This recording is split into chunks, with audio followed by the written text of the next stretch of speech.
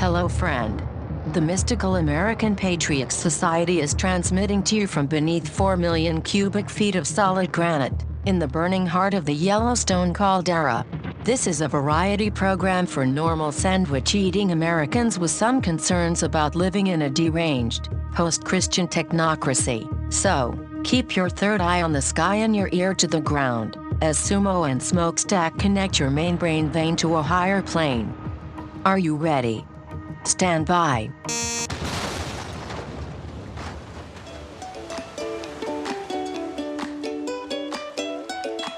Hello! Hello! Hello! Good morning, my friend Sumo. Good morning, Smokestack. I always get, the intro, when I start speaking, my Skype cuts it out of my ear, so I wonder, am I cutting it out for everybody? No, it's seamless and smooth transition. Good. Because I don't ever re-listen to myself after this happens. Really? I have to listen to it 2 or 3 times because I'm editing it. I know, you do a great job. I have trouble listening to my own voice. Yeah. And I have trouble listening to my own self because I feel like if I re-walk an idea that I've already walked through, I start to go insane. Yeah. Like I go through a process of thinking about a thing, and then I almost never look at it again. It just is in there in my head, and if I come back and look to it, it feels like recursion. I begin to spin in a loop. Sounds unfortunate. It's probably good. It's probably good you don't listen to our show. Bombs. I've been fighting truth wars like talk about info wars. I've been fighting truth wars. Are you victorious in these wars? I think so. It's hard to say. I don't know how many hearts in mind. Look, guys. Here's the thing: if you're arguing on the internet, you're not arguing for the benefit of the person you're arguing with, because they will never agree with you. It's true. 1 out of 1,000 people will admit they're wrong in public, and 0 out of 1,000 will admit it on the internet. Right, but maybe 1 out of 10,000 will. But in any case, you're arguing for the silent audience members who are observing your confrontation, and you're trying to sway them. It's one side to the other. And actually, you know what? It's good to do that. I don't like this idea that arguing on the internet is a waste of time. I don't believe. Really? Because we're not isolated individuals. We're like a node of networks of people. Right? And when you say something like that, like yesterday, I posted a little bit about Ronald Knox, the priest, who wrote the limerick about how existence can go on, the British priest. And you think about Ronald Knox, and I know everyone knows the Ronald Knox. He did that show in the, I don't know, 1900, 1899, somewhere in there, where he did a radio program where he pretended that London was having a revolution, and the crowds were in the streets slaughtering the officials, and he had these actors come on and pretend to be like live witnesses of the scene, and it was caused and it was the inspiration for Orson Welles' War of the Worlds type panic, which is a movie that came on not long ago, which people that have watched or listening to us have seen. So in that regard, the network actions of Ronald Knox from over 100 years ago have propagated down to you now. And that's how everything works. You don't know how powerful what you're saying is. That's why you should all, I think it's a meme to get the people that know the truth to quit talking, as you try to pretend like they're not important. I think it's a psyop. It's a psyop. Okay. I mean, I can see that angle. But the other side of that coin is that there's just so much stupid nonsense out on the internet that the signal to noise ratio is so bad. That's true. We need filters. We do need filters. This week I've been working during my Corona time. I've been working on a program to simulate the magnetic field off various configurations of current, some geometry distance away, using the Biot-Savart law. and you have to apply filters to your. If you want to pick it up with a coil, you got to apply filters. Otherwise, your exponentials blow up to infinity. So you got to apply. It's the same thing. Okay. You need a Gaussian filter or something like that. And we have to learn to apply filters to our online interactions and pick out what's important to fight about and what's not. Like the masks thing is important to fight about. Amen, dude. Because these people, it is the most Orwellian thing. Which again, Ronald Knox should have probably never done that. So Orwell wasn't a name that I knew. But to watch people be like, oh yeah, masks, they don't help. Mm-hmm. And then they're like, oh wait, masks do help. Yeah. And we were always saying, now that we've sucked up all the masks and sent them to New York, you should make a mask, which will be much less effective. Right. And then there's this immense gaslighting about the complexity of items sold at Home Depot. Like, oh, it's an N95 mask, and you need a PhD and like all this equipment to put it on your face. Right. It's like, no, you don't. Who is buying this? Can you, if you buy that, can you drive a car? Right? Do you need? It's like the public does way more complicated things every day than putting a mask on their face, and then it's like, okay, well, one, will some percentage of the public do it wrong? Of course.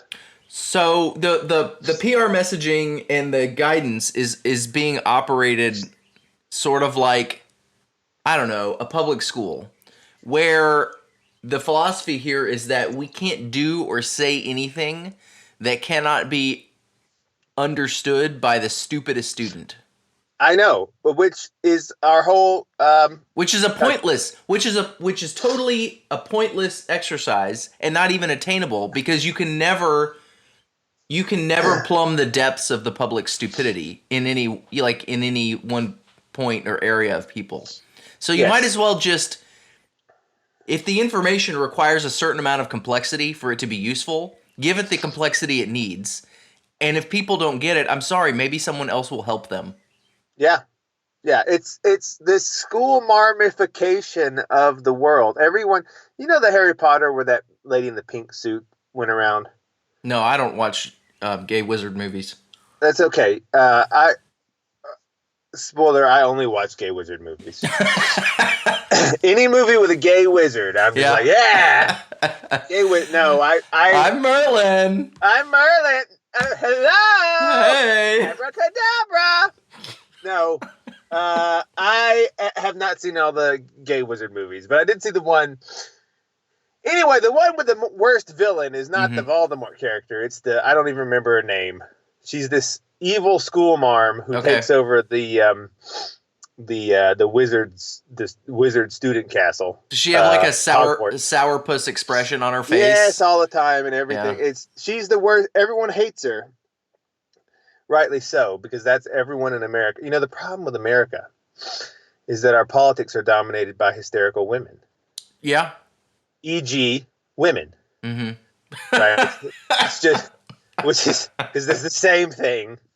No offense, ladies. It's just that you guys get overly emotional about stuff, which is good. You need women to be emotional about things. We do. That is very good in its right context. You don't need women to be emotional about things, right, and also in the process steering the world's largest military. Yeah. You don't need those two things at the same time. Yeah. But the N95 mask you can put on your face, and it's fine. Blue-collar workers figure out how to do it every day in factories around the world. It's not... Yeah. It's not... And even if it's not a perfect fit, it still would provide some protection. Yeah, a lot of protection, actually. A lot of protection, actually. Like, say you get a 90% seal, okay, you're filtering out 90% of the air. Then if there's a virus, if there's some virus on the air around you, you're filtering out, you're reducing your chances of getting it by 90%. It isn't in every surface. Like, the air is not 100% full of virus. No, this is a classic case of making the impossible perfect, the enemy of the possible good. Yeah. Like, I saw some stories of hospitals restricting doctors from wearing their masks if they didn't have masks to provide for the whole place. Oh, man.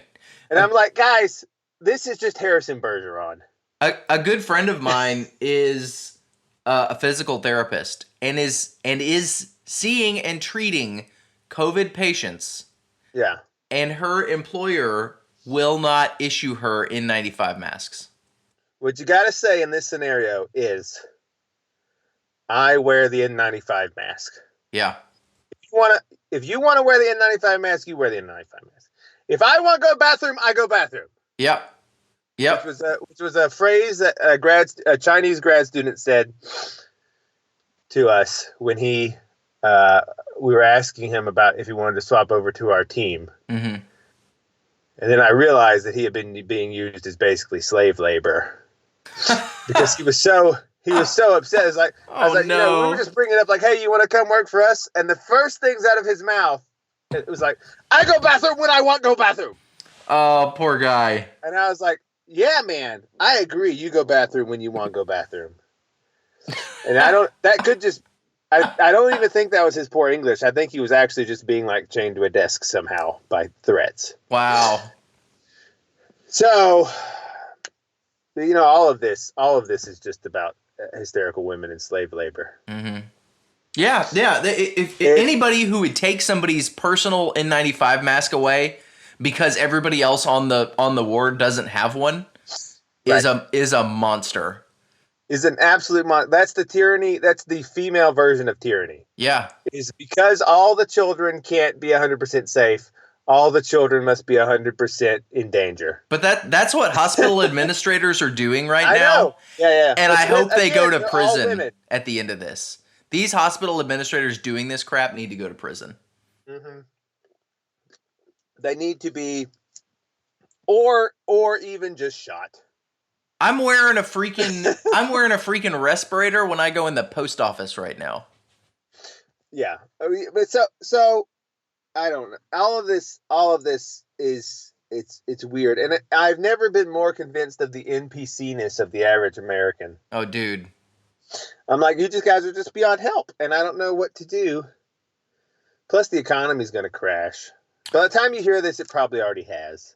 So I've started reading Anti-Fragile by Nassim Nicholas Taleb.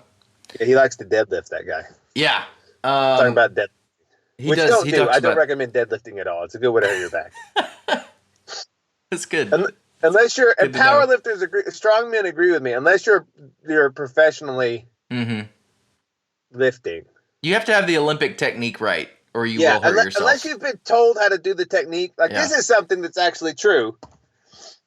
You can deadlift a little bit without being just like, look.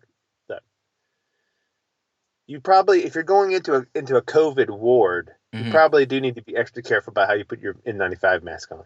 Yeah. Just like if you're going to be deadlifting lots and lots of weight, you need to be careful too. You can deadlift a little bit, but if you deadlift a lot, that's a one-way ticket to Snap City if you're not doing it or just right. That's true.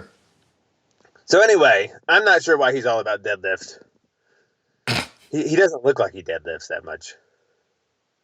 He's asleep. He's a sleeper. He just looks like, some academic, but he's a beefcake. Yeah. Yeah. He's got the Turkish / and he doesn't like being called Turkish. He got the Turkish / Romanian just sort of sausage meaty body. like a big piece of sausage. Yeah. That really understands probability and risk. He does. He's a smart guy. But in this passage in Anti-Fragile that I read last night, he's sort of describing the world of people that have grown up in like the sterile laboratory environment that has been artificially insulated from all risk, and a bunch of people that are so dedicated to the system and to procedure and to things being normal that they can't handle anything weird happening. Yeah. And they freak out and they react to it in the opposite way that they should. And it's just a perfect picture of the healthcare establishment, of the government giving advice, the Surgeon General and in the National Institutes of Health and all this stuff. It's just everybody's had their normality destroyed and they can't cope. Yeah, well, what bothers me more is I don't even think that they were lying about the masks. I think they genuinely did not have a bureaucracy approved study to point to prove that they were more effective. And Yeah. so they thought, well, I'm not going to say anything, just to cover Yeah. my own butt. If your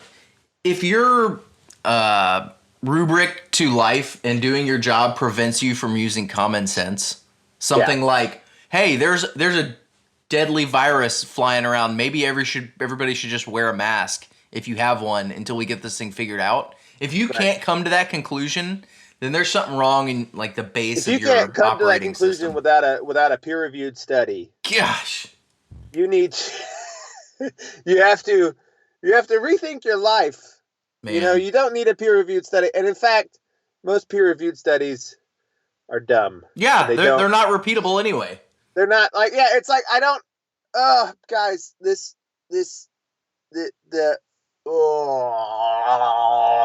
just hopeless. It's not hopeless, but it feels hopeless sometimes. Yeah.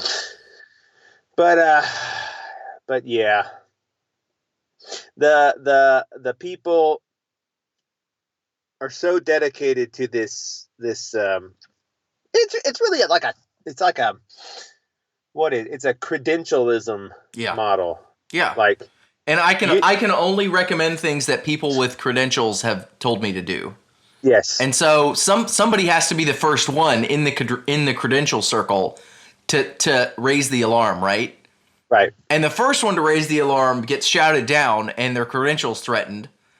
Right. And then, after when the evidence becomes so overwhelming, somebody will produce a peer-reviewed study and they'll all say, experts surprised to learn that, and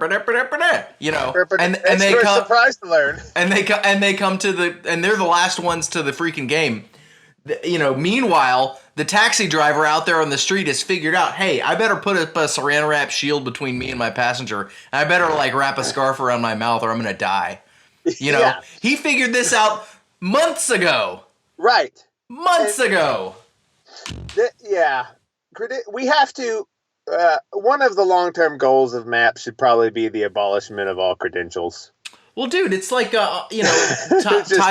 aristocratic titles and nobility and stuff that was supposedly abandoned by the settlers of America and the framers of the Constitution, but now the academics have picked it right back up and where they left off. Yeah, in various positions and things. Sure, but it's all very, like, I in my private life have various letters and credentials, but I've never once cited them, even when I'm arguing with people about that thing. Yeah, well, when they're like, and you need to have skin in the game if you're gonna use your credentials. This is another Taleb thing. I'm on a Taleb kick this week. Yes.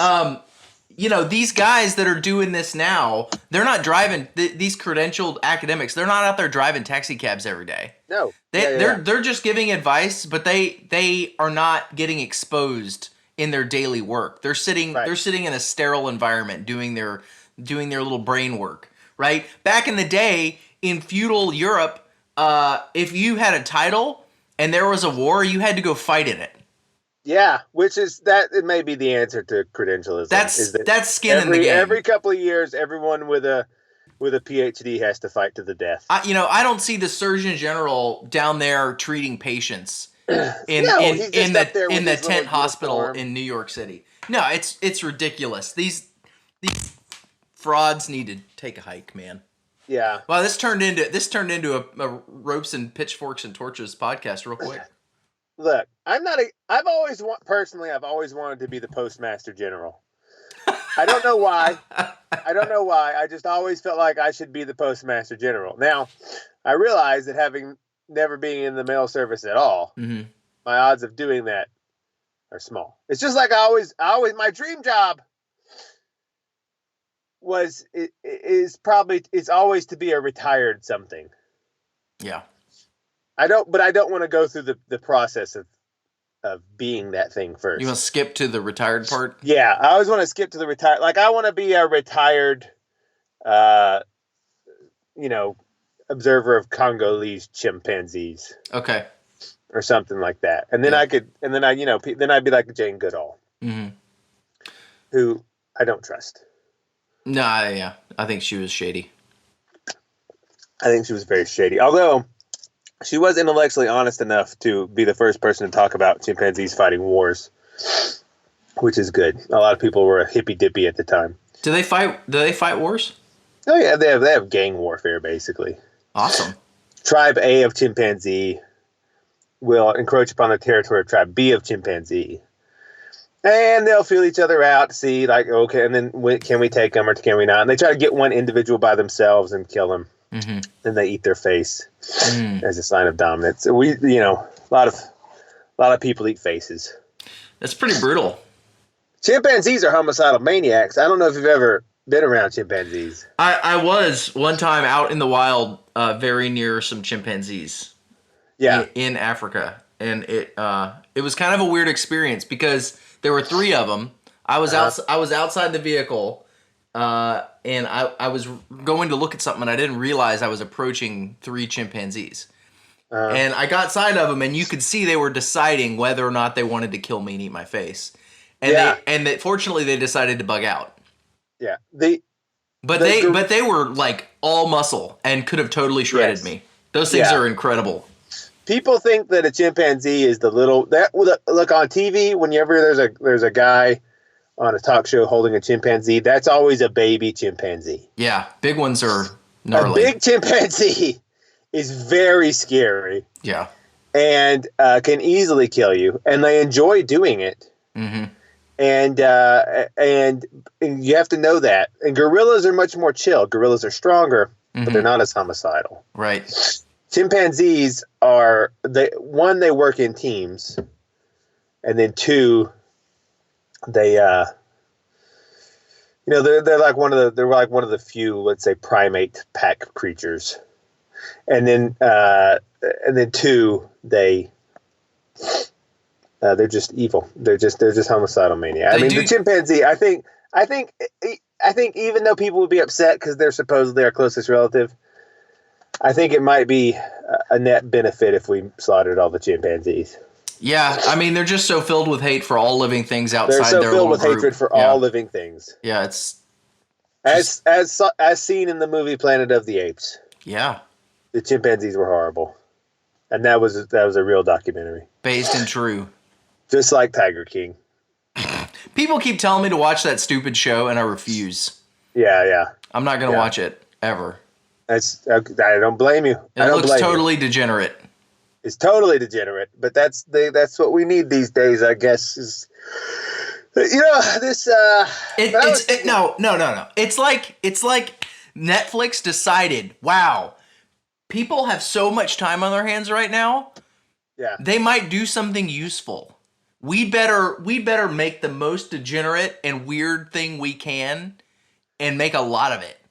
Yeah. So that we can prevent people from actually doing something useful with their time while they're locked in their houses. Yeah, I agree. And here's the thing: if something involves being really gay, or meth, or polygamy, or illegal trade in exotic animals, you don't need to watch it. And this has all 4. That's probably good rule of thumb right there. Yeah, this has all 4. But anyway, I was thinking, I was out and about the other day, and I noticed how little traffic there was. And I got to thinking, most people's jobs are not at all necessary. Yeah. But here's the problem with that. Let's call them quote unquote bullshit jobs. There's a lot of people just doing jobs that aren't real. Mm-hmm. But the thing with the promise under capitalism that both the haters of capitalism and the lovers of capitalism cite is that it cuts the fat. It's very efficient. Mm-hmm. Right? It's just if it's not profitable, it goes away. But that's obviously not true. I mean, this pandemic has really brought that to the forefront. One, apparently most of these people could do their jobs from home. So we're wasting tons of hours every day driving, right? Yeah, for like real. an insane inefficiency driving. Oh yeah. And then two, a lot of them were realizing, oh, I could do this all in like 3 hours rather than like spaced out over 8 hours with these weird meetings and coffee breaks. It's like homeschool, honestly. That was our experience with homeschool. Yeah. Yeah. It said, well, we can do this in 3 hours. Yeah, and most people do about 3 hours of real work a day, and the rest of it is just being there to be there. Yeah, it's true. And so then you think, like, well, why does capitalism allow this, right? And it's the same. It's very similar to it's very similar to woke capital, like, like our Apple Watch, buy our Apple Watch and cut off your penis, or Oreo supports jihad or whatever. Right. Drink Gatorade while you have butt sex. All of this woke capital stuff. It's like, who is that appealing to? Like, is that going after the profit motive? No. Is that just going after profit? No, nobody bought a bottle of Gatorade because it was gay. Right. And I think some people probably avoided it because it was gay. Hear, hear. So that it's obviously not true that this capitalism is actually doing what we are told it's doing. Like just like all these, I mean, you see it especially in these movies in the entertainment industry. Like all of this stuff has just destroyed Star Wars. Like, people don't even. Oh yeah. Star Wars should be a money printing machine. Like it used to be, like 4 years ago. Yep. And then they just decided to turn out slop. That its only rubric was, one, let's remake the first movie, step for step and beat for beat, and hope people don't notice, but we'll do it with a girl this time. Right? And that'll be like storytelling today is like, okay, same plot as the one that happened in the 70s, but now it's a black Jew. Yeah. Or like, but now the character's real fat. Yeah. Or it's like, that's not storytelling. That's just weird. And I don't even mind my characters being black Jews, but that's not storytelling. Yeah.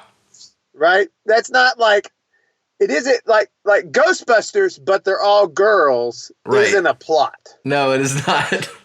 Right? That's not a plot. That's just some weird sexual fetish. And they're really living up to the stereotype that they can't really produce anything good, because it's like, okay, you put a bunch of SJWs in charge of your production, and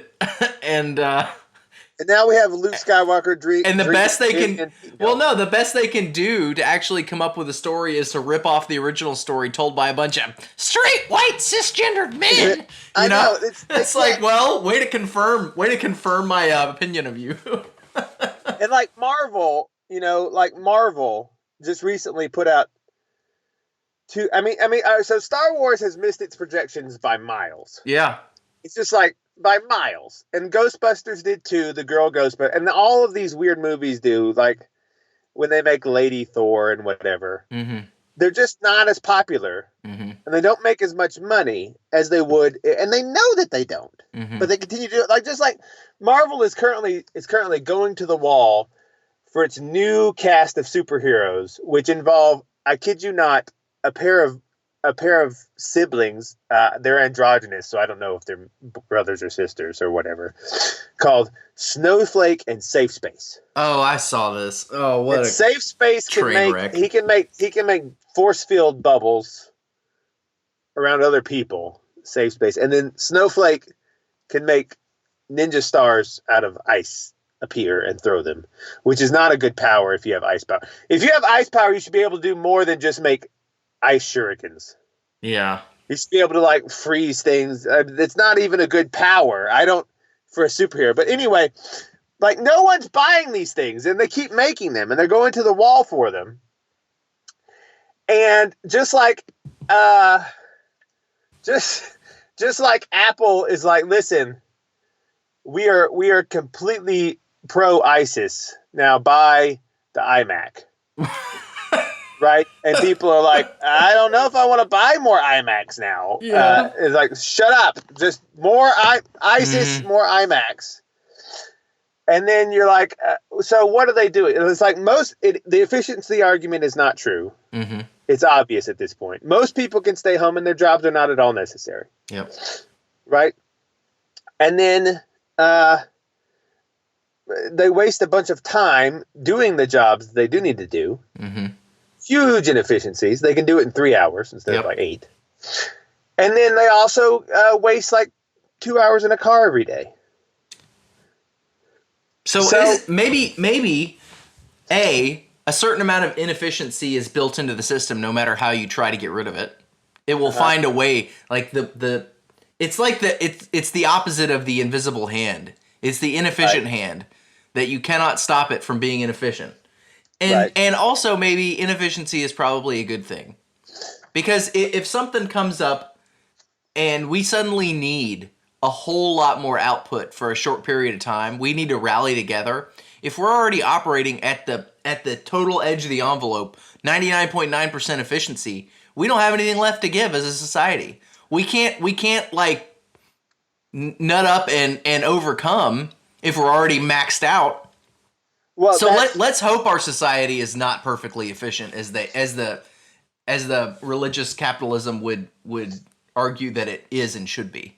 Well, yes, I agree, except that what we have is 100% capitalism. Yeah. I mean, 100%. We have 100. Okay, we have 70% drudgery masquerading as 100% efficiency.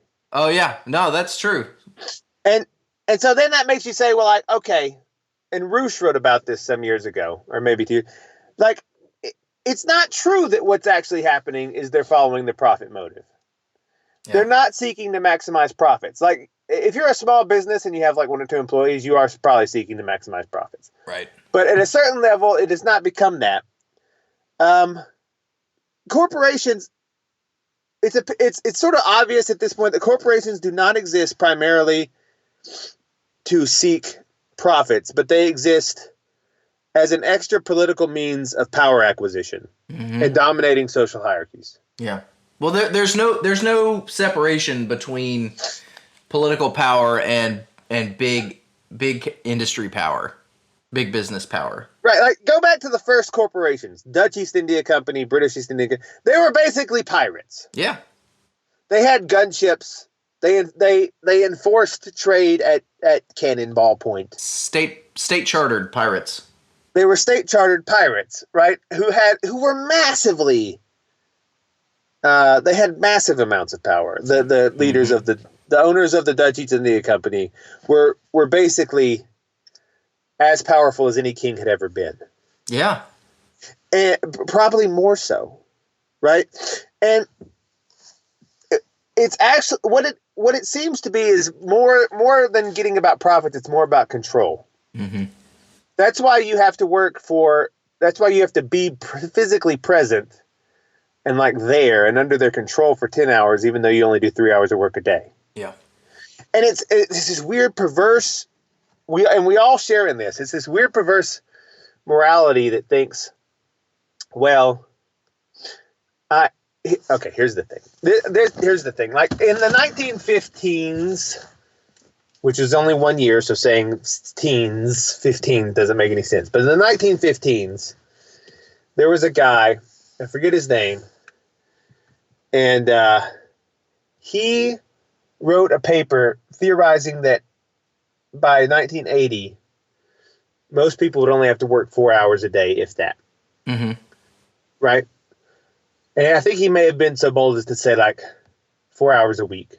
Because automation would take care of almost everything. Mm-hmm.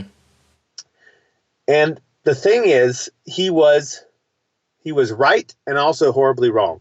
Yeah. The amount of actual work people do in a day is about that much. Mm-hmm. But we still feel the psychological need to compel people to quote unquote work for 8 to 10 hours a day. I think there's probably a germ of a good thing in there too, in the individual that wants to work. Like, we're not satisfied just to, or at least I feel like most people aren't just satisfied to do nothing all day. I mean, you've got your neat army out there, but I couldn't just sit and play video games all day. Right. I couldn't do it. Yeah, well, that's true, but like, but the system as it is prevents me from using that impulse in a useful way because I'm compelled to be at the desk answering bleeps and bloops from various communication apps, right? Even though I'm done with my work. None of the bleeps and bloops actually make any difference most of the time. No, it's just to monitor. It's just to monitor people and to make sure, you're there to receive my bleeps and bloops. Yeah, I mean, are you there to receive bleep? If something genuinely comes up that needs my attention, I'm reachable. Right. I can stop what I'm doing and handle it. But do I need to sit there and immediately respond to every bleep and bloop? No. It's not necessary for commerce. But that's 90% of white collar workers experience that very thing on a daily basis. And I think that's why people are get very mad about the idea of any sort of social program to help blue collar workers. Mm-hmm. Because people are like, well, now wait a minute. You're actually doing something real and you want some money or some health care? No way. You get to do something real all day. Yeah. You get to pick up garbage. Mm-hmm. And that's like a real thing that needs to happen. And my job doesn't need to happen in any way, shape, or form. And I'm resentful about it. But the only payoff is that I get more money. Yeah. Academia is the apex of what you just described. Academia is the apex, but it's also every office culture.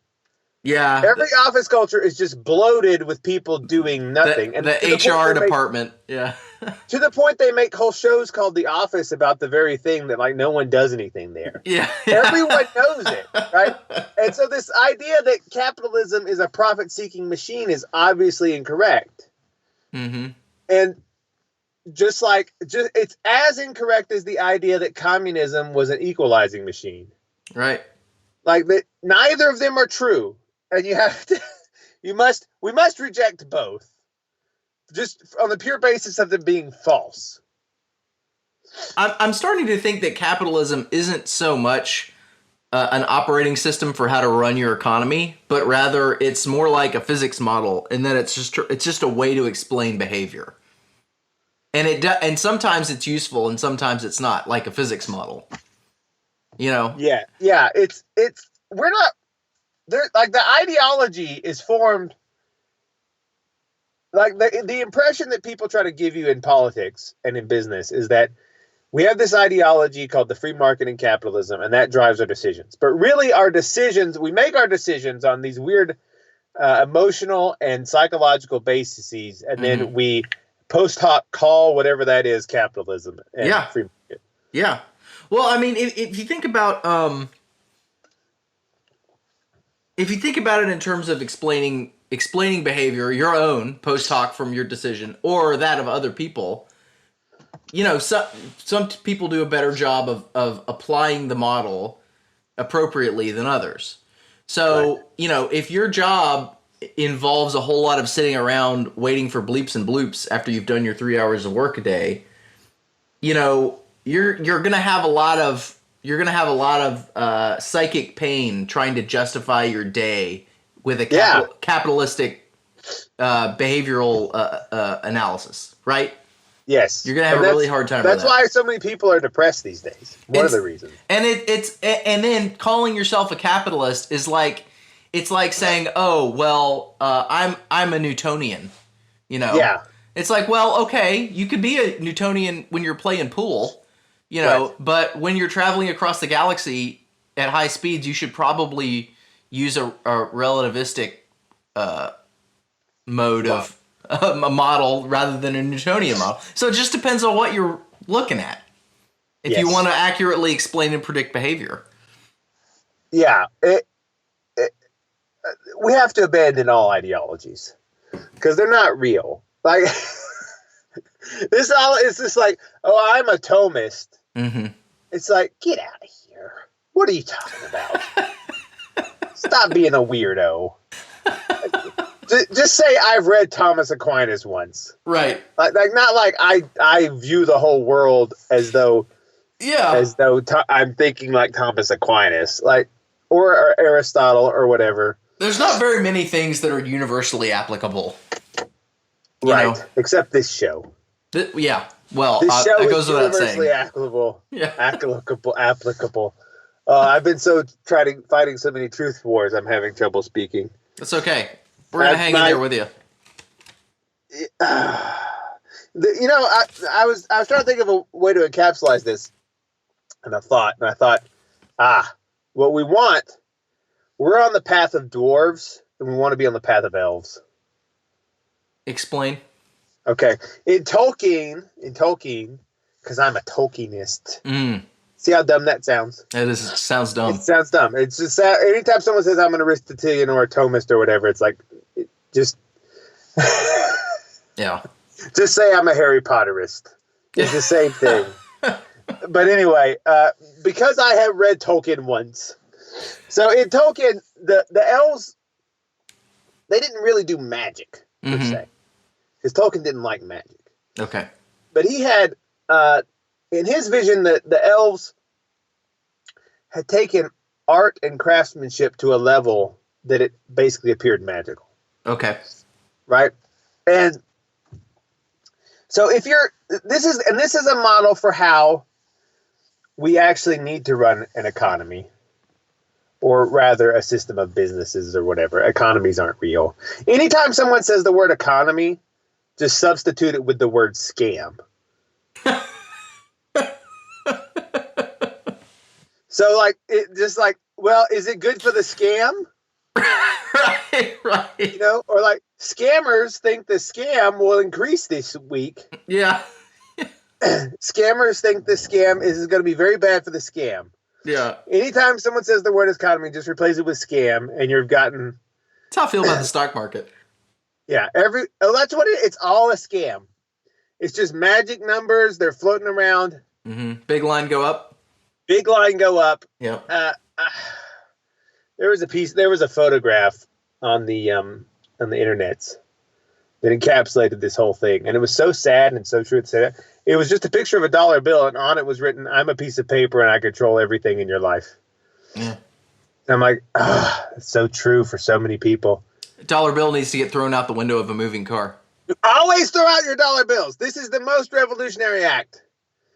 Is you drive over a bridge and you contribute to our Patreon by throwing your money into a river. Mm-hmm.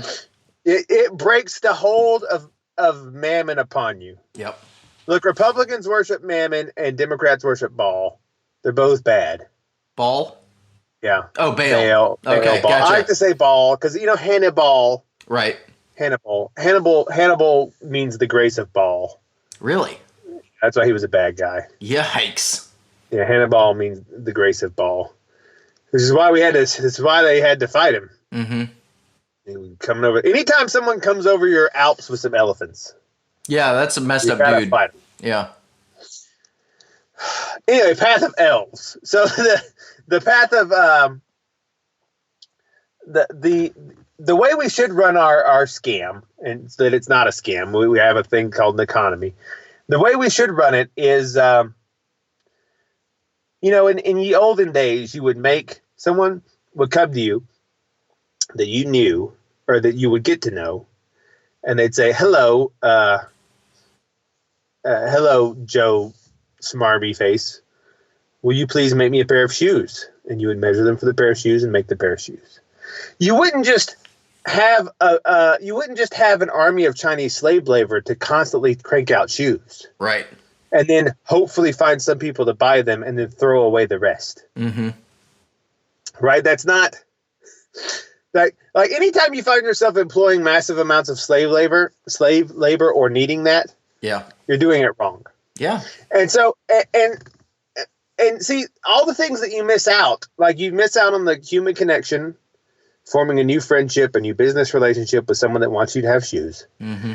You miss out on the on the craftsmanship and artistry, which is good for the soul of making the pair of shoes. Yep. You, all of this,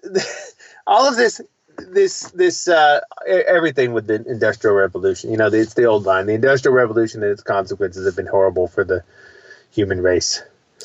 Which is why we're anti-blue jeans. But yeah. So the path of the dwarves is what we're on now. And the dwarves, they were all into mechanizations. Yep. And they all had dragon sickness. Like the dwarves were very prone to dragon sickness, which was a lust for gold. Oh. In Tolkien, like dragon sickness. The dwarves could catch dragon sickness and become evil very easily, and they were always on guard against that. Okay. And they were very into mechanization and industry and but see, the path of dwarves makes you diminutive and small. Oh. Right? Just like our whole society has become diminutive and small. And we live underground, metaphorically. Mm-hmm. We've all got our heads in the ground. Yeah. And we have no grand visions of anything, because anytime we look up, we just see more stone. Yeah. Right? The elves live outside, and they look up and they see heaven, and they're oriented towards the sky. Yep.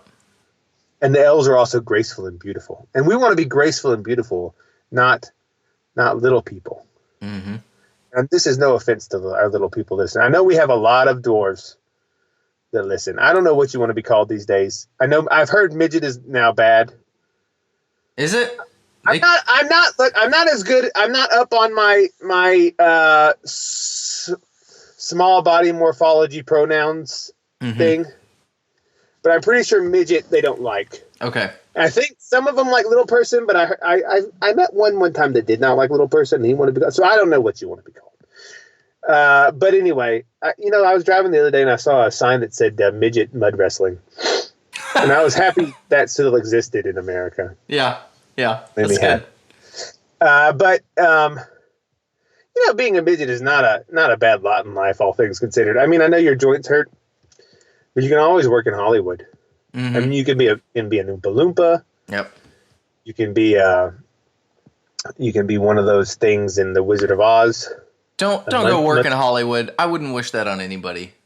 Well, but if you're a munchkin, I think, which is what they actually want to be called now. I think. Munchkins. Okay, that's good. If you're a little person, you could be an R2-D2 in a Star Wars movie that fails. You can be all sorts of things. There's always a place for you. If you can fit into a tiny costume, there's always a place for you in the entertainment industry. There you go. So that's what I recommend. Or if you're a giant, really, if you're very big, you can always be like a bad guy in a movie. You're going to have a hard time bringing this back around to the elves. No, I'm not. I'm not. Because the elves are very tall and they're good, and they make fantastic art, and they use their midgets very well. They don't have any. The dwarves all live in the caves. If we're talking about elves, I do want to encourage our listeners to do something this week. What's that? The weather is probably going to be really nice. Go outside in the evening, in some woods, and lay down on the ground. Okay. And look up at the trees, and just lay there for a while. It's okay. You might get a bug on you. It's not going to hurt you. No. Just let it be. And just, separate yourselves from the prison of concrete that we're all supposed to think is so great. Yes. And just listen to nature and watch as the light fades from the sky and the stars begin to appear. Yeah, that's a good way to start being on the path of elves. And it will be just so good for you. Especially in plague times. Yeah, especially in plague times. Like the dwarves live inside their mechanized underground walls of stone. Yeah, and they never see the sky. Yeah. Right. Just like we live in our walls of concrete. Yeah. So I'm telling America, stop pursuing the path of dwarves and pursue the path of elves.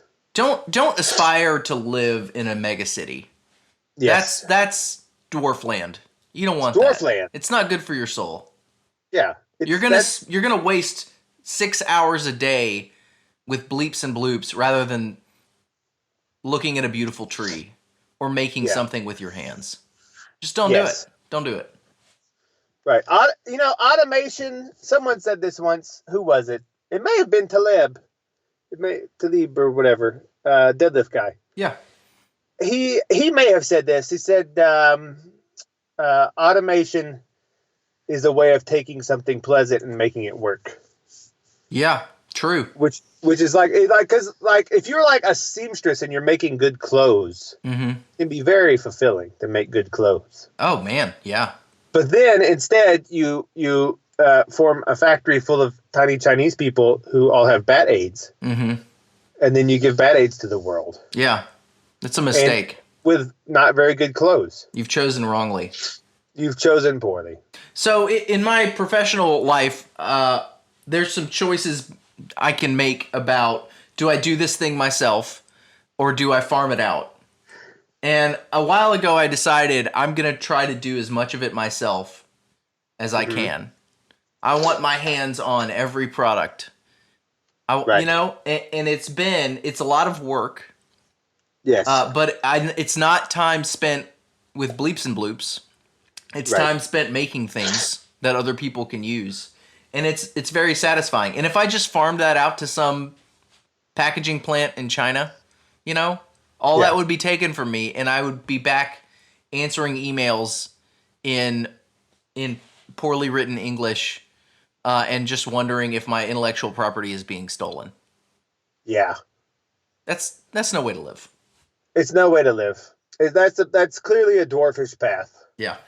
And yeah. Anyway, so capitalism isn't what they say, and we're all little people. It's basically the message here. That's good. It's a good way to sum that up. We need to get back to being elvish. Mm-hmm. You know, the elves in that, where they were sort of like angels in Tolkien's view. Yeah, I could see that. Yeah. They were sort of like the angelic beings, and they were gradually leaving Middle Earth or whatever. Mm-hmm. So much pollen. There's so much pollen. I don't have COVID, but I do have pollen. I was going to ask, you seem a little stuffy. There's so much pollen here. It's one of those things where when it rains, there's just pollen, like you see like rivers of yellow. Yeah. Which is, it's always upsetting because, you know, pollen is just airborne plant semen. So speaking of airborne plant semen, I have a tip for our listeners. Okay, good. And Stephen Herod Buhner is hip to this, and you can read his work on the topic. But the pollen of pine trees is loaded with androgen. That's true. It is a testosterone producer, but only the pine trees. You can extract it yourself with alcohol and take it. Yes. And it will boost your energy and ability to build muscle. Yes. Pine tree pollen is a natural steroid. That's true. I've never accumulated the pollen and made a tincture out of it or a tonic. I'm gonna try it this year. The pine tree in my yard is about ripe. I've been watching it. Yeah. Anyway, did you have any people skills you want to talk about this week? I think you said you did. I didn't. I did want to talk about an Arthurian mindset that I think will be helpful. Okay, give us an Arthurian mindset. So I'm going to just open that with a little quote from the History of the Kings of Britain, which is an account of the founding of England by the Britons. And we're in the part where Arthur is routing Saxons, and they're getting ready to go make war against these Saxons that betrayed them, that broke the truce and just killed a whole bunch of peasants. And Arthur is mad, and he's decided it's time for revenge. And so he's rallying his people. And he says, "Since these impious and detestable Saxons have disdained to keep faith with me, I, to keep faith in God, will endeavor to revenge the blood of my countrymen this day upon them. To arms, soldiers, and courageously fall upon the perfidious wretches, over whom we shall, with Christ assisting us, undoubtedly obtain victory." Yeah. And there's a lot of mindset in there to learn from and to adopt that I think will be helpful in plague times. because situation's not getting better right now. It's getting worse. Yeah. It's getting worse. And King Arthur here knows what he's doing is right. Yes. He's taken the time. He's counseled with God in prayer, and he is sure of his path. And I think that is something that we should be seeking when we're deciding what to do for our families or our neighbors, at times when maybe there's no food available. At times when crime is raging, and people are looting or whatever. You need to be sure of your path. Yes. And you can spend time in prayer to get that. Another thing is that Arthur, because he knows he's doing the right thing, he is confident that God is on his side and will aid him in his mission. Mm-hmm. And you need to know that. Christian people need to know that. Yes. We can be assured of that if we're honest with ourselves and we've done our homework in prayer. And he doesn't shrink from doing what needs to be done. They're gonna go just absolutely slaughter some Saxons. And I think that's a good metaphor for just doing hard things. Doing hard, ugly things that you didn't want to be doing in your life. But in the world of I can't find toilet paper anywhere, you're gonna have to do some hard, ugly things. Right. It's very probable. Some people are gonna get through this thing and it's gonna be a vacation. But others, it's gonna be hard and ugly. And Arthur also knows that failure is not an option. He's got to avenge the blood of his countrymen. A good friend of mine, I would consider him a kind of a prepper. He's got the attitude of, well, I'll just try to take as many of them down with me before they get me. I'm just gonna. It's a fatalistic attitude. It's like, well, we're all gonna die. It's gonna be miserable. I'm just gonna go out in a blaze of glory. Your family doesn't need you to go out in a blaze of glory. Right. Your family and your dependents need you to win. Right.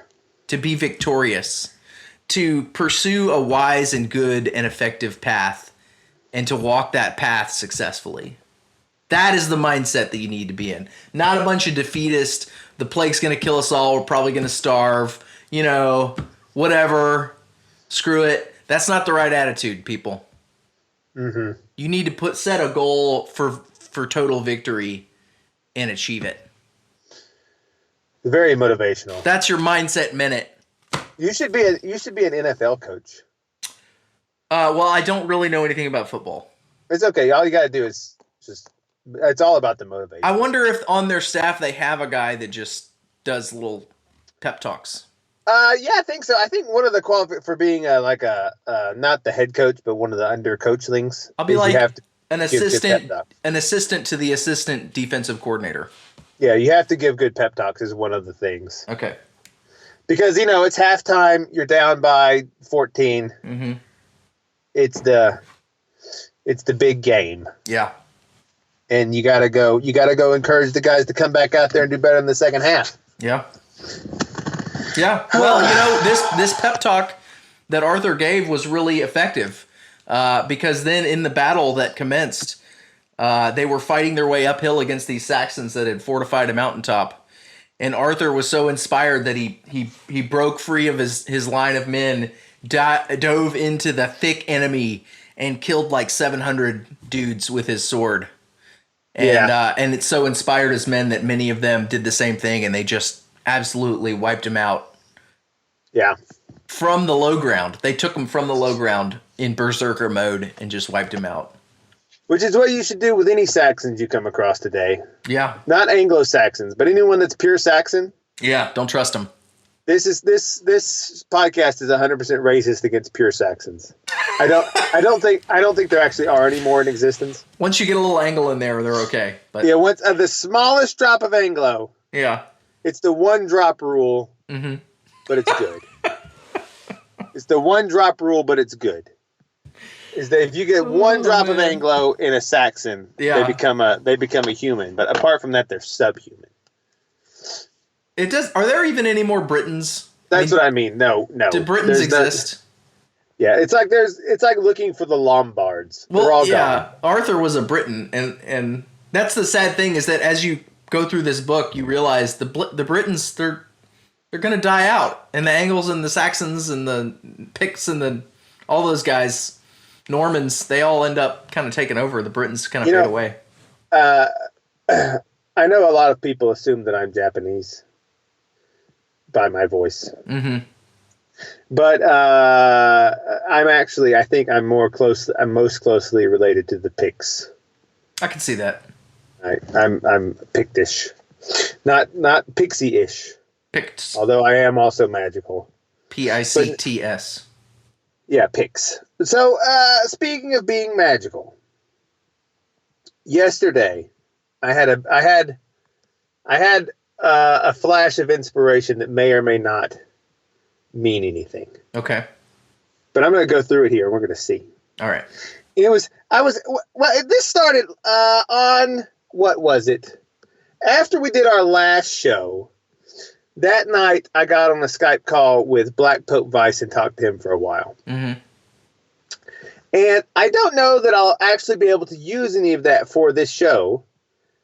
I'm still thinking about it. Purely because Black Pope is on a whole nother level that I'm not sure any of it would make sense to most people. Like there was talk of Tila Tequila and her watching human sacrifice. There was talk of summoning caterpillars. There was just a lot of stuff in there. None of that made any sense to me. I know, and I did re-listen to that. Let's call it a discussion. Mm-hmm. And I was like, I'm after the re-listen, I was beginning to get what he was driving with, but I don't know.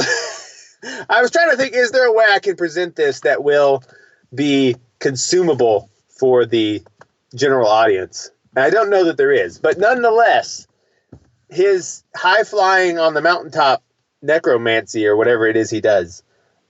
We came across this idea of witness cults and focused attention. Mm-hmm. And anyway, I got on the idea of blinking and observation. And then I just went down this rabbit hole. So this is, and thanks to Black Pope Vice, whose interview may or never ever appear anywhere. Or it may, in some sense, be useful. I haven't decided. Anyway, so this is going to sound a little weird, but it's actually just a physical fact that you are creating the universe when you observe it. Okay. Right. So. Most people are trained, especially if you're an Aristotelian or a Thomist, right? That the universe, the cosmos is there and we enter into it and we walk around in it. Mm-hmm. Right? But that's not actually how it works. It's like the old, what is your answer to this question? If a tree falls in the woods, doesn't make us, and no one's around to hear it, doesn't make a sound. Yeah, I would say that it does. Okay. Most people would say that it does. I think the correct answer is that it doesn't even fall. Right? It's just, it is one way when you are there the first time, and then when you come back, it's a different way. And I know that's very, but I'm going to give you some reasonings why that's true. And then we have to work. We have to do a lot of metaphysical work. Okay. So there's this thing in physics called the double slit experiment. Are you familiar with the double slit experiment? I've heard of it, but break it down. Okay. Everyone, yeah. I imagine most people have heard of it, but they haven't really done a deep dive into it. This was a very sort of paradigm-shattering experiment. All right. So you have, let's say you have a light source, like a laser, mm-hmm. capable of emitting very small amounts of light at a time.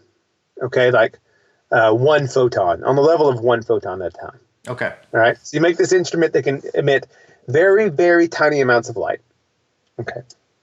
And you shine it at this screen with two slits in it. So two vertical holes that are quite narrow and they're not far spaced apart. And then behind that, you have some film or some sort of other light recording device. But usually, I believe in the first experiment, it was just a piece of film at the back, right? Mm-hmm. And this is all encased in darkness such that nothing's interfering on the film, right? The film is being pure, and you're exposing the film. Well, this was a question. This experiment was set up to determine if light was a particle or a wave. Because there was question at the time, like, well, sometimes it looks like it behaves like particles, but other times the math works like it's a wave. So let's just see. Because the idea was, just like if you're in a swimming pool and you make waves and they propagate through like an opening, right? They will bounce off each other and they will cause an interference pattern. Like at some places, the crests of two waves will meet and they'll amplify. And at some places, the crest will meet a trough and they will cancel, right? You get an interference pattern. And they say, well, if it's a wave, you should also get an interference pattern. You should get places of increased amplitude where the waves add, in places of decreased amplitude where the waves cancel. And everyone was like, yeah, that's true. So let's see if we get a... And so what they did was first they did this experiment. They shined the light at the two slits for some amount of time. And then they opened the box and they developed the film. And what do you know, an interference pattern? Hallelujah, it's a wave. Okay. Hallelujah, it's a wave. But then they did it again. And they put a tiny detector in front of one of the slits that would detect if the photon went through that slit. All right, they said, well, if it goes through one slit or the other slit, let's just see which one it's going through. Like if it's a wave, it should be going through both. Right. So they put it up there, and they found. What do you think happened when they opened the box this time and looked at the film? It's a different interference pattern, or there wasn't one. No interference pattern at all. It just looked like two vertical strips where like the light had gone through these two separate strips and they were half as intense. Okay. So like half the light had gone through one, half had gone through the other. Right. No interference pattern. They just went through it or they did not. So the waveness broke down into particleness by the fact of being observed? Correct. Okay. So the if you force, so this is a strange way of thinking about it, but if you force the cosmos to choose, if you watch it and you say, well, did it go through it or not? If you look at the universe and say, okay, but did it go through it or not? The universe will give an answer and it'll say yes or no. But if you don't ask that question, it just does both. The heck? Right. So exactly, the heck. So they have tried so many ways to trick this thing, right? They've tried so many apparatuses to say, well, can we watch it and like sort of trick the universe and whatever?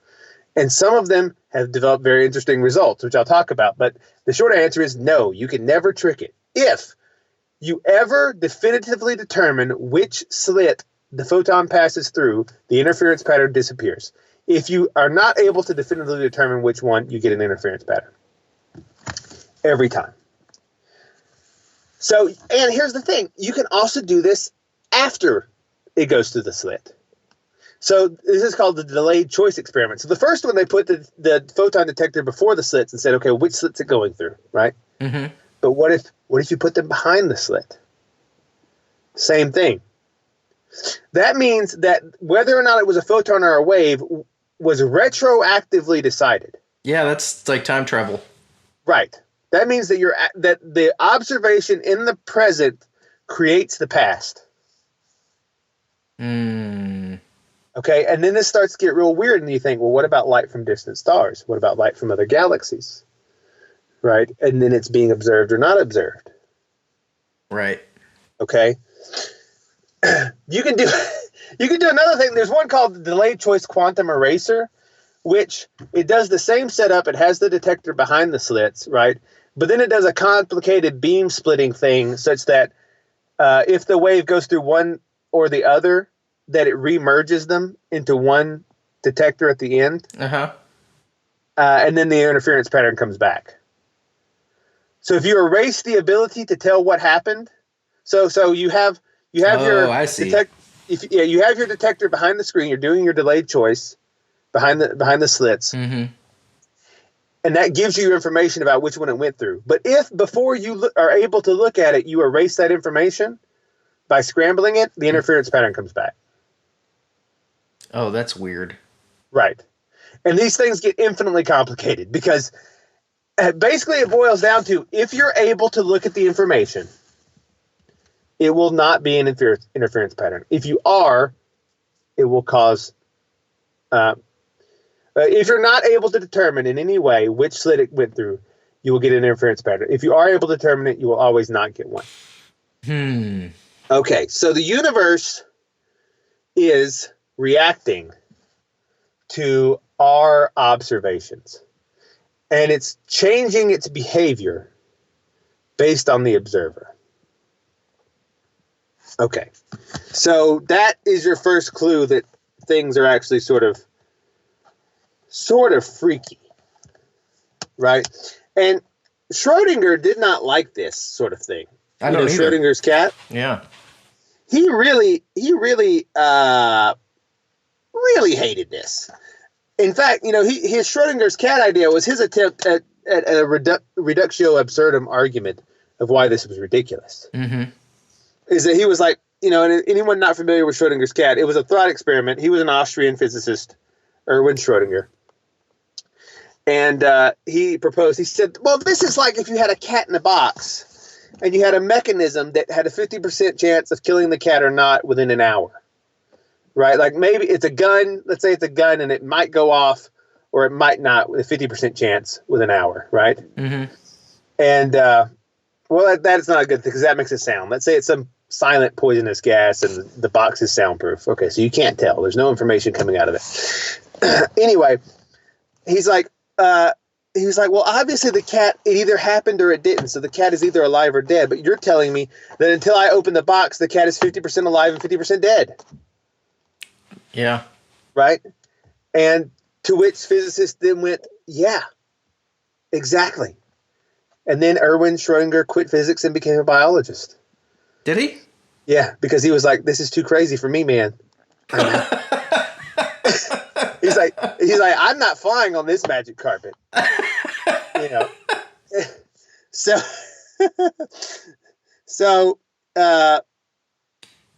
yeah, he really did quit. He was like, even though he helped form quantum mechanics, it got so weird for him that he was like, I'm just going to go look at plants. Yeah. Or something, Yeah, man, he just wanted to lie down in the woods and look at the trees, I get it. I get it. Yeah. So, the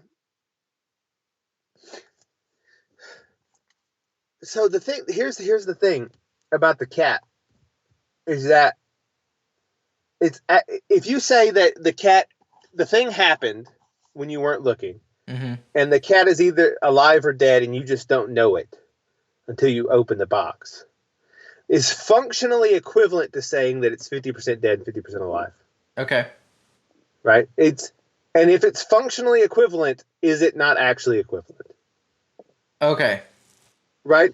And so that's how you have to begin to think about these things. Because, like, imagine a universe in which there were no conscious observers. How would you know it existed? Right. In order to prove it exists, you have to observe it. You would have to go to that universe and be like, yeah, here it exists. If there's no mind in it to observe it, if there's no consciousness to observe it, then there's no way to ever detect it. And so it is the same as it just not existing. So are you saying that the existence of the universe exists only in probabilities until an observing mind forces the thing to manifest? Absolutely. And and in physics, we have a thing called the wave function, which is exactly it is a mathematical formula that represents those probabilities of existence that have not actualized yet. Okay. So you have a wave function of every particle, and this is all the possible states that it could be in, right? It could be its position, its momentum, its charge, its spin, all these things. It could have all kinds of values, right? At any given time. Its wave function is a probability spread over some values, right? It might be over here, it might be over there. Until you look, it is all of them. Until you look, the wave function exists as a wave, just as the light exists as a wave, and it takes the form of all of them in appropriate probabilities. But the moment you look, what they say is the wave function collapses into a specific choice. Okay. Okay. Now that's a bit weird. It's very weird. It's very weird. But the great thing about the double slit experiment is it's so simple. You can do it yourself at your home if you really try. If you get a very low emitting laser, low photon emitting laser, a slit and some film, you can do this on your own. It's not something that is not like you have to trust people. If you're really committed, you're like, is this real? You can do this on yourself. So, okay, so we've got this. So let's imagine that all of the cosmos exists as an undecided probability wave at all times until an observer forces it to choose an option. Okay. All things that could exist do exist in their relative probabilities until one is forced to actualize them. Okay, by someone looking. Mm-hmm. Okay, and so what that means is that you are not separate from the cosmos. Because here's the thing. Observer and observed always go together. You never have one without the other. Mm-hmm. And if two things always go together, that's proof they're part of a conspiracy to really be the same thing.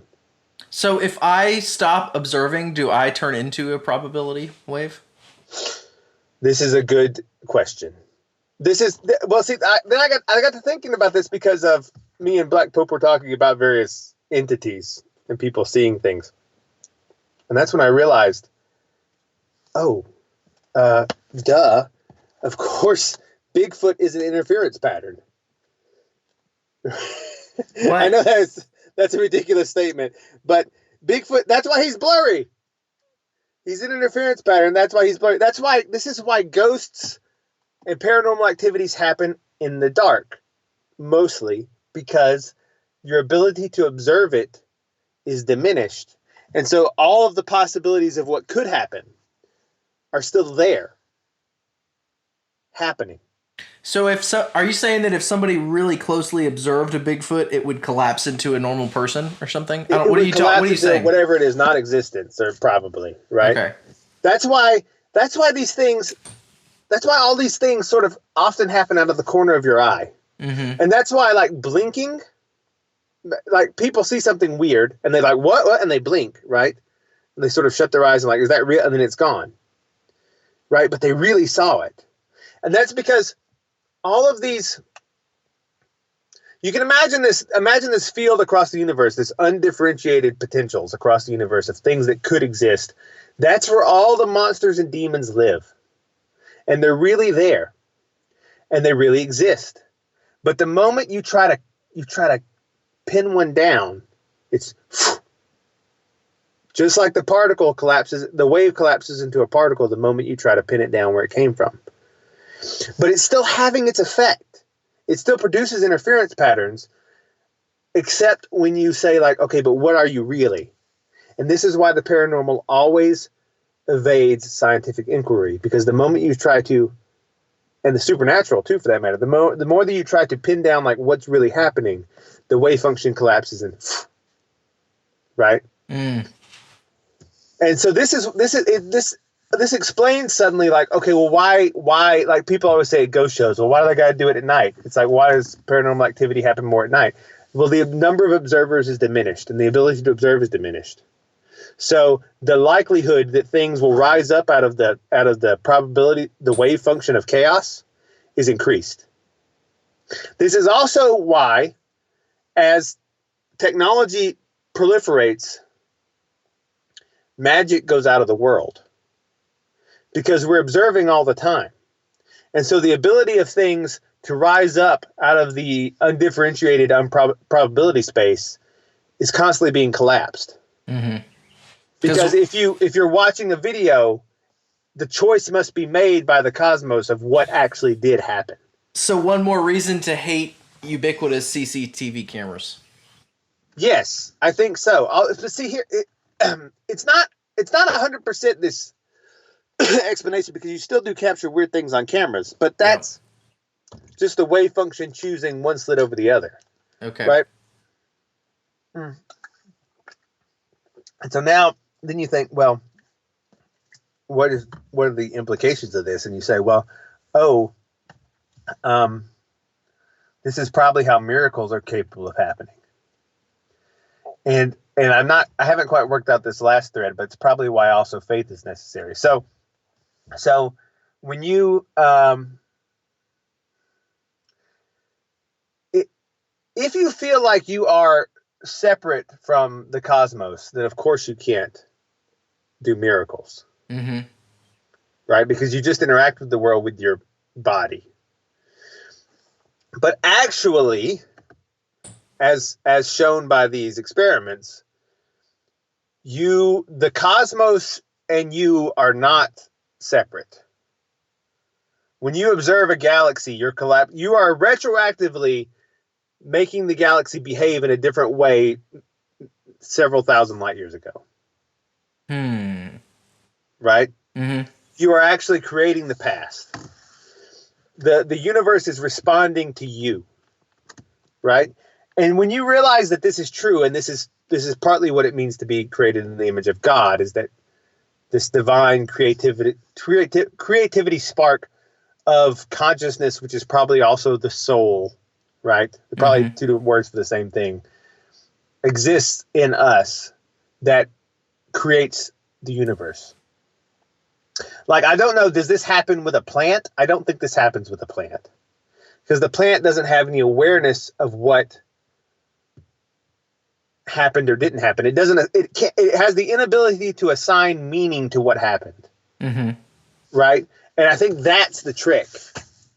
So when you realize you are not separate from the universe, then it's like, oh, wait a second. In a sense, in actually a real sense, my body is the whole cosmos, which is a crazy crystal magic. Yeah, that's nuts. Strange thing to say. It's nuts. But, okay, one, it's just practically true on Earth, right? So your body is not, yourself is not just your body because, think about it, you need the atmosphere. Mm-hmm. All right, without the atmosphere, you die. If you can't live without a thing, then it's part of you, right? So if you can't live without the air, you die. And if you want to go into space, you have to take some atmosphere with you, right? So you're part of the atmosphere already, right? And if you want to, you can't live without the sun. You can't live without, like, all of these things, right? Support your existence, but you also support their existence. And so that's why people that are really jiving with this is like when Jesus said, if you have faith as small as a mustard seed, you could say to a mountain, get in the ocean, and it would. He wasn't being metaphorical. He was being 100% literal. 100% that is within the capability of man, which I realize is an exotic statement. Mm-hmm. But so are you saying that part of faith, or at least fully potentialized faith, is being able to exert control over the probability sphere? Well, I don't know that that's part of that. Is if you have faith, that just comes naturally. I don't know that that's part of faith, but okay. But so a byproduct of faith. This is why all the holy people are said to be able to work miracles. Uh-huh. Like everyone just says this, and it's like, well, yeah, but why? And people just say, I guess, well, God lets them. But it's like, well, why would God be interested in doing that? Like, all these questions, they're never. Yeah, or just how does that work? It's just, how does that work? Yeah. Right? And people are just like, I guess it's just magic, which is not a good answer to things. Well, like, taking magic is just basically anything that you call magic is something that you don't feel compelled to understand. Yes, and I feel compelled to understand everything. Right. which is maybe pathological. But in any case, it's like how would that work? How would, and because I've had some, I will say, low level miraculous things happen to me. Mm-hmm. I've never like levitated or things like that, but I've seen some people do some things that were pretty weird. Yep. Including perhaps making the ocean roll back for a second. Cool. Which was very strange, but it was in the middle of the night. It was like 3 a.m. on the beach. Very few observers. Like, see, this is what there's this line in the New Testament where Jesus could not perform miracles among them because of their lack of faith. Very perplexing. And then, but then at other times he's able to just whatever he wants, Mm-hmm. like just boom, boom, you're up from the dead. And he also says elsewhere, like, if you have faith and do not doubt, right, then whatever you ask shall be given to you. And I don't, and like everyone wants to downplay this, but I think that when Jesus is talking about like, look, you could throw trees in the ocean, you could make the mountains move. I think he's being 100% like, look, I can control the waves and the sea, and I can make dead people get back up. And he's saying, you can also do this, right? Yeah. He's like, you can also do this, and I'm trying to show you how this works. And so let's go back to the fall and what that means and why we're in the state where we can't do such things. I don't know if I've talked about this before, but the fall. If I talked about how the fall is analogous to like whether or not you notice your toe. Yeah. So real quickly, it's like, your mind, when you walk around every day, you don't notice your little toe unless your little toe has been stubbed. And then you notice it every step. Because when something is hurt, it screams out to you like, hey, pay attention to me. But otherwise, you're agnostic to it. Like, you never think about your heart just walking around unless you have like an arrhythmia or something. If your body parts have a problem, then you notice them. But otherwise, you're agnostic to your own being. Okay. That applies all the way up and down. But see, we're always aware of ourselves. We're self-conscious. We're always turned in on ourselves, which is a hallmark that our psyche has been damaged because it's always screaming to us for attention. The unfallen man would sort of be unaware of himself at all. And that's not to say he wouldn't exist, but like his thoughts about like, oh, me, my status, my well-being, what am I going to eat tomorrow? How am I going to get people to like me? All these would not exist. Mm-hmm. Right? That's why Jesus is constantly like, one of the remedies to this is humility, because it's like, stop caring about your status. Yeah. That's preventing you. That's making your mind loop back on itself. It's preventing you from having your full range of potential. Stop caring about your status. Stop worrying about what you will eat tomorrow, what you will drink. Stop being afraid of these things that will happen. Like, that's why the most common phrase in the Bible is fear not, because it's always like, it's this view of the world that I am only this little thing and that I am in constant threat and danger. Poor little being alone and afraid, lost in a world he never made, as the poem goes. Mm. And when you are, and that's why Christ says, look, you have to be transformed by the renewing of your mind. It's just metanoia. It's this idea. It's really sort of an enlightenment idea. Like, listen, if you can view things rightly, you could throw these mountains in there, and you wouldn't be afraid of anything, right? But see, sin is always this taking the focus. Every single sin is, in a way, you just looping back onto yourself. Like, that's why, like say, take masturbation, right? That's just sex with self. It's like it's a loop. Mm-hmm. It's a loop. And pride is like worship of self. It's another loop. Every one of these sins you can think about becomes a feedback loop where like the energies of the human are not directed outward, but directed back in. And it kills you. Right. right? And so when you once you realize that observed and observer are not separate, and that all potentialities exist until one is chosen, then, and this is where I make a leap of hypothesizing here, then if you simply believe that the wave function will collapse in one way as opposed to another, it shall. And I've done this before. Like, if you actually believe something, I've talked about before, like, I think I did, I say so much stuff.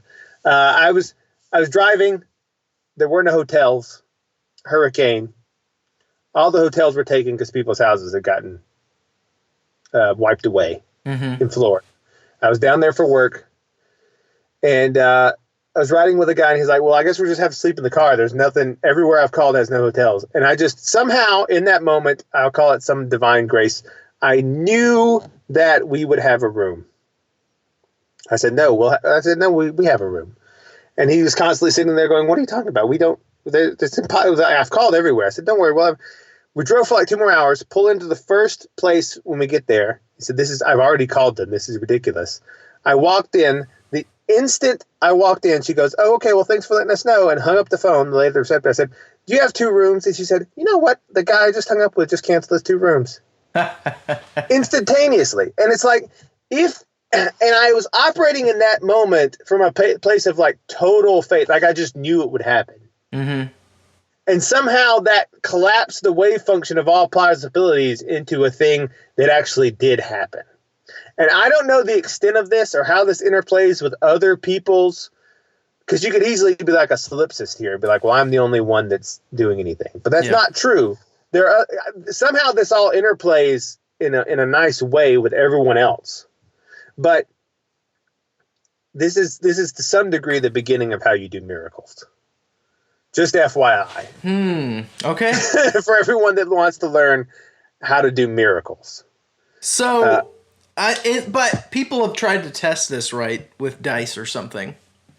So I feel like there's a component, you put your dice in the box and the outcome is not resolved until you observe it. Whatever. You think about, I want a 6. Yeah. It seems like it has to mean something. You have to care. Like, I don't care what the dice rolls, and it can't be petty. Either. Well, but it's also to some degree it's this idea of the wicked generation seeks a sign. Like they asked Jesus for a sign. Mm-hmm. He says a wicked and perverse generation seeks a sign, and it's like, why does he say that? That seems a bit weird. Like, of course you want a sign, but. It's because a sign, if you have a sign, then you don't have to act on faith, and it doesn't work anymore. Right. It's like someone's already giving you the possibilities have already been collapsed. This is why fortune telling is bad, and this is also probably why scientific fortune telling is bad with all these models that don't work. But we make our whole lives around them. It's just a form of soothsaying. Yeah, it is. It's a form of soothsaying. All of these mathematical models are a form of soothsaying and sorceryship, where you say, I shall now know the future, and I shall tell you what it is. And then, because you think that's true, you behave in ways that are not rational because that future is never going to come. Mm-hmm. Right. And and I know that's a hard connection to make to this idea of a sign, but it's similar. So anyway, my hope is that every one of our listeners can eventually become wonder workers. The other day I was thinking, I was thinking, this is the hope of Jesus too, by the way. So, because look, when he says, look, then you'll realize that I am in the Father. Or the Father is in me, and I am in you, and you are in me. Mm-hmm. Being 100% there. Like, the reason saints have halos is because, like, imagine a crystal, and it's dirty, and you shine a light on it. nothing happens. Mm-hmm. But if you clean off the crystal and you shine a light through it, the light explodes out the other side. Yeah. That's what this is like, right? It's a good metaphor for the atonement, I think. Yeah, it's like if you can get this right, the whole divine energy can shine through you like a perfect conduit. Right? Once you get all this in order. But so I hope that all of our listeners will become wonder workers at some point. I think that that's possible. Yeah. Well, I mean, that's kind of the same thing as hoping that they will all become Christians, I think. Well, because you can't really have any of that if your sin hasn't been atoned for.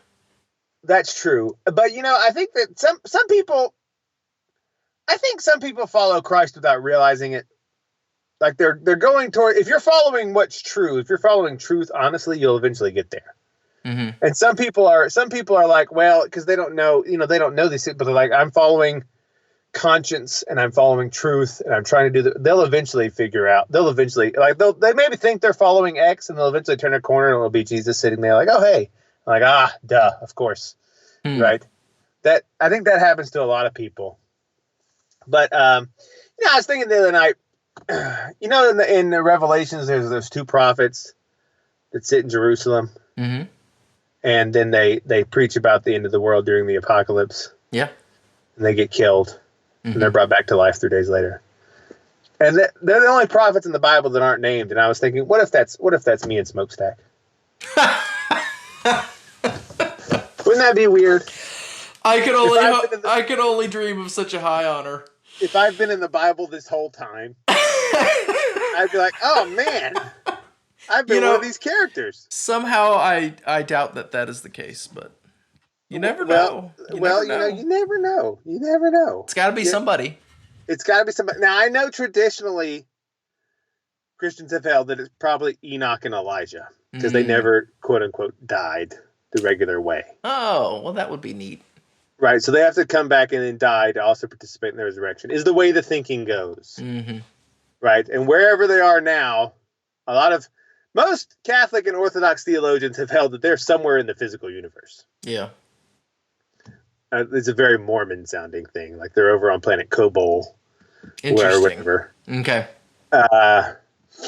So I don't know about that, but it might be that, or it just might be me and you. I mean, they said John the Baptist they said Elijah was going to come back the first time, and it just turned out to be John the Baptist. Right. Which is a very reincarnation-y sounding thing. I know people shy away from that, but it is. It's like, here's the thing. What's the thing? Here's the thing. The intuitions of most people in the world regarding the spiritual are not completely wrong. And there's some way they interlock with what's right. And so all this stuff about reincarnation and stuff, it's like, there's a way that locks in without being blasphemous. I haven't quite worked it out yet, but because that's sort of there in the John the Baptist thing. Because like Jesus is like, hey, look, like they're like, why did all the prophets say Elijah has to come back first before the Messiah? And Jesus is like, well, look, if you're willing to accept it, it's John the Baptist. Right. And people still aren't willing to accept it because it's weird. It's like, what are you talking about, Jesus? What do you mean he's John the Baptist? And I don't claim to know what he means, but he means more than what most people ascribe to him. It's the same thing as like,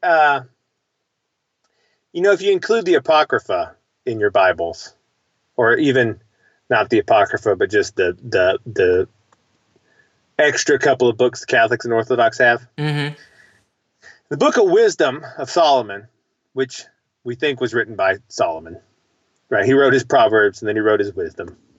The Book of Proverbs, Book of Wisdom. He talks about pre-existence of the soul before birth. And he very clearly and explicitly does this. And whenever you bring this up to people of any stripe, it's like the Protestants have a way out because they're like, well, we rejected that book. It's like, fair enough. You just toss that out, right? Okay. Totally logically consistent. But if you bring this up to a Catholic or an Orthodox, they will go through all these mental contortions to say, like, that's not what he's saying. But he says in there, look, I, being good, came into a good body. Right? He's like at birth, he says, I think he may even say the words at birth. At birth, I, being good, came into a good body. And like, it's just pre-existence of the soul. I don't know what you want. Right? I don't know how you want to spin that. And then there's also this, like, the mindset of the apostles and what did they think it look like? Like, you get a window into that when they talk about the blind man and they say, who sinned? Did this man sin that he was born blind, or his parents? They're blind from birth, right?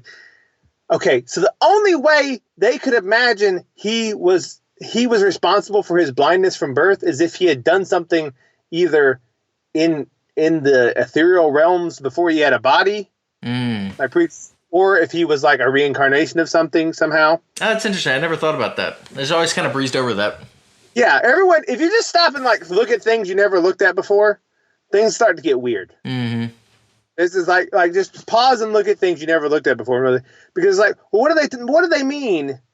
Like, what are they thinking's happening? Right. Like, how do they think that he sinned such that and how did all the other people around him think that it was maybe his fault? Right. And that's,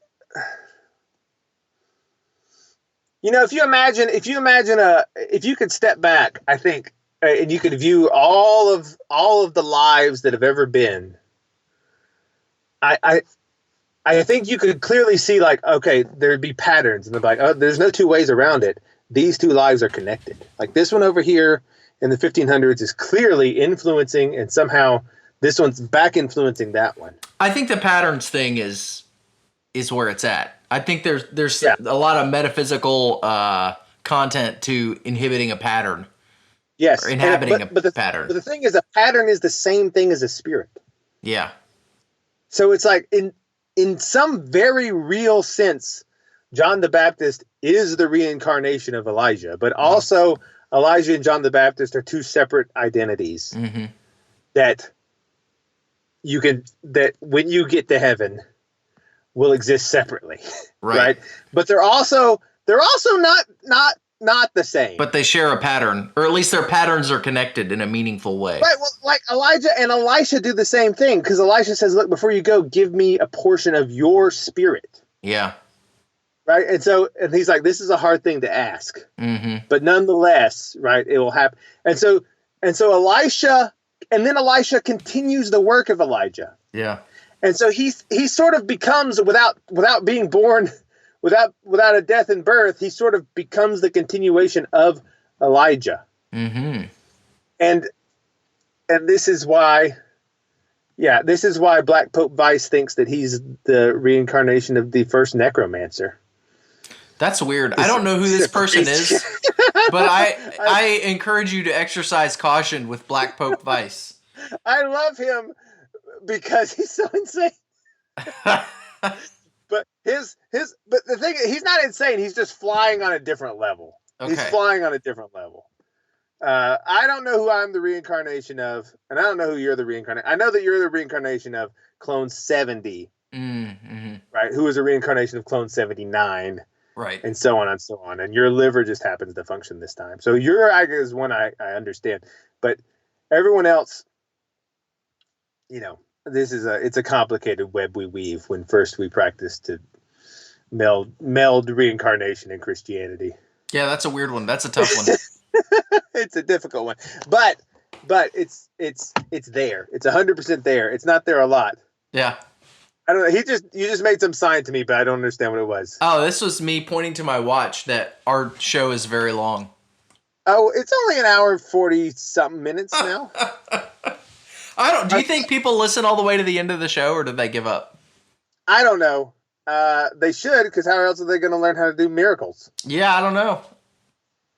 There's always the good stuff right there at the end. Yeah. So you have to do it. Yeah. You have to listen to the whole show.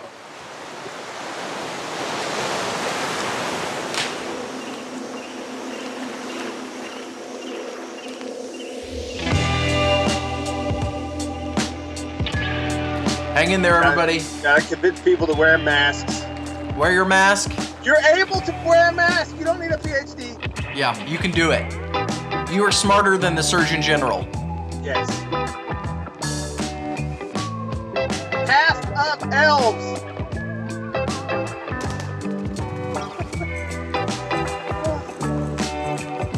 I may have been more insane than usual today.